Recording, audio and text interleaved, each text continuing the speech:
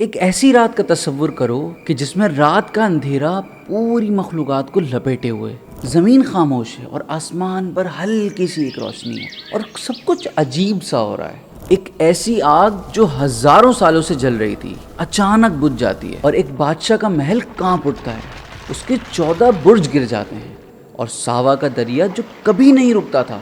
اچانک سے رک جاتا ہے، اور فرشتوں کے لبوں پر تسبیحات ہیں، لیکن شیطان چیخ رہا ہے اور ابلیس چلا کر کہتا ہے کہ آج ایک ایسے شخصیت کا ظہور ہے جس کی وجہ سے میری حکومت ختم ہو جائے گی۔ لیکن یہ سب کیوں ہو رہا تھا؟ زمین و آسمان کے رنگ کیوں بدل گئے تھے اور ہر طرف کی خوف اور حیرت کیوں تھی؟ اور پھر اس سکون بھری گھڑی میں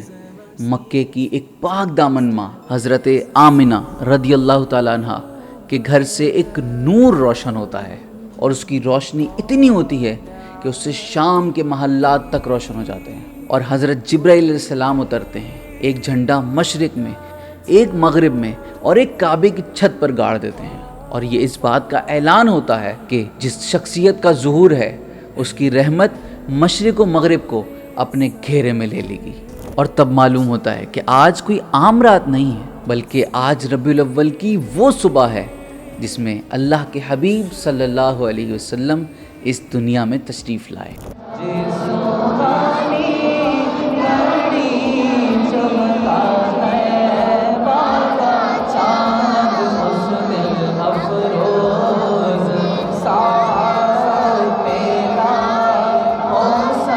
جس نے ظلمت کو روشنی میں بدلنا ہے، جس نے انسانیت کو شرک کے گڑھے سے نکال کر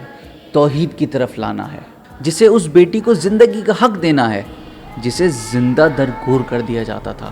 اور اس ماں کو بھی عزت دینی ہے جسے بازار میں بیچ دیا جاتا تھا، اور اس مظلوم کو بھی انصاف دینا ہے جو کہ ظلم کا شکار ہوتا ہے، اور پوری انسانیت کو